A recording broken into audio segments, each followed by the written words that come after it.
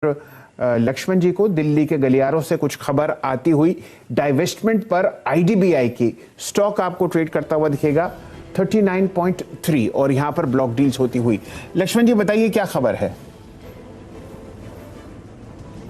देखिए यहां खबर यह है कि आईडीबीआई बैंक के स्ट्रेटेजिक सेल को लेकर प्रक्रिया काफी तेज हो गई है और ऐसा लगता है विनिवेश विभाग काफी हरकत में इस बैंक को प्राथमिकता पर विनिवेश करने के लिए, और इसलिए लीगल एडवाइजर का फाइनेंशियल बिड खोलने का फैसला लिया गया 18 तारीख को। यानी कल आईडीबीआई बैंक के स्ट्रेटेजिक सेल के लिए जो लीगल एडवाइजर नियुक्त किया जाना है उनका फाइनेंशियल बिड ओपन किया जाएगा। और कल कुल 8 लॉ फर्म ने अप्लाई किया है लीगल एडवाइजर बनने के लिए आईडीबीआई बैंक के स्ट्रेटेजिक सेल के लिए, और इसमें दरअसल सरकार स्ट्रेटेजिक सेल करना चाहती है। कल दोपहर से लेकर शाम तक हर लॉ फर्म जिन्होंने अप्लाई किया सबको प्रेजेंटेशन देना है, और उस प्रेजेंटेशन देने के बाद जो है उसमें से प्रेजेंटेशन जैसे ही खत्म होगा उसके तुरंत बाद फाइनेंशियल बिड खोला जाएगा और फिर लीगल एडवाइजर नियुक्त करने की प्रक्रिया अंतिम चरण में पहुंचेगी। इससे पहले आपको याद होगा कि सरकार ने एसेट वैल्यूअर नियुक्त करने की प्रक्रिया को अंतिम रूप दिया था। तो मुझे लगता है कि सरकारी बैंकों में सबसे पहले नंबर पर आईडीबीआई बैंक है जिसको लेकर प्रक्रिया सब अंतिम चरण में की जा रही है स्ट्रेटेजिक सेल के लिए।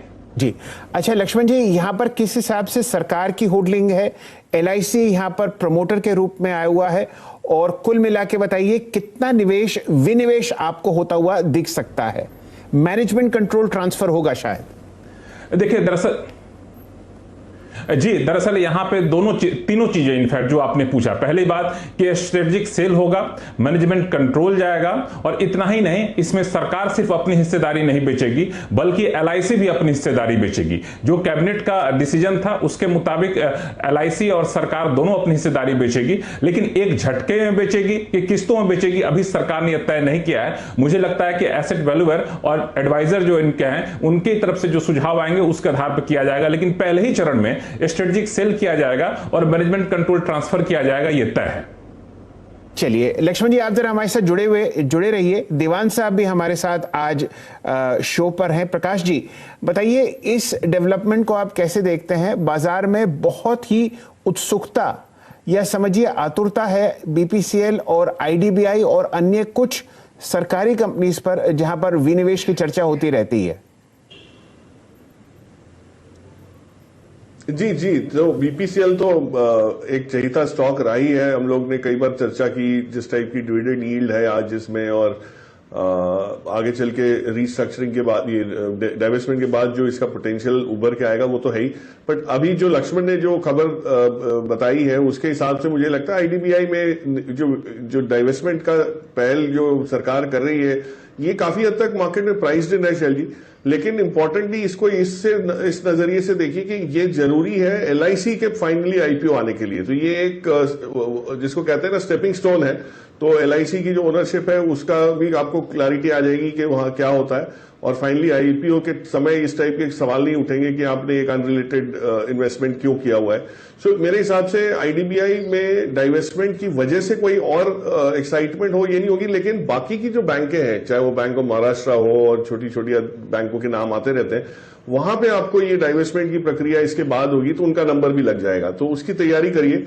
ये तो प्राइस्ड इन है मार्केट में और काफी समय से एक्सपेक्टेड थी। लक्ष्मण जी ले आए हैं, अब मेरे ख्याल से और भी जल्दी इसमें गति पकड़ लेगी ये चीज, बट इसकी वजह से कोई खास अपसाइड मैं नहीं समझता आ जाएगी इसके अंदर। चलिए ये आप एक बढ़िया एंगल लाए दीवान साहब इसमें कि एलआईसी की जो बुक्स की यूं समझिए कि सफाई हो रही है उसमें आईडीबीआई बैंक को प्राइवेटाइजेशन करना अति आवश्यक है। मेरे ख्याल से लक्ष्मण जी अगर मुझे गलत याद नहीं है तो 49% स्टेक आईडीबीआई में एलआईसी का है और 44 या 45% आप सरकार का देखते हैं।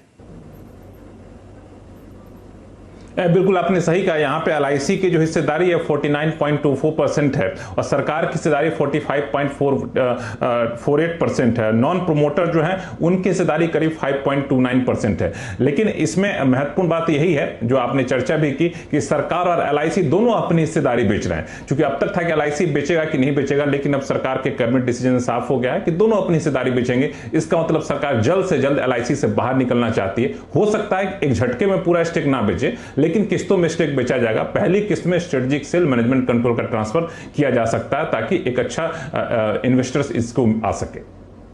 ये खबर दिल्ली के गलियारों से आईडीबीआई पर आती हुई दिख रही है और यहाँ पर जैसे ही एडवाइज़र नियुक्त हो जाएगा तो वो आपको एक यूँ समझिए कि इलेक्ट्रॉनिक रूम ऑनलाइन सेटअप करते हुए दिखेंगे, ताकि आईडीबीआई की बुक्स पर आप स्ट्रेटेजिक निवेशकों की तरफ से कुछ रुझान आते हुए देखें।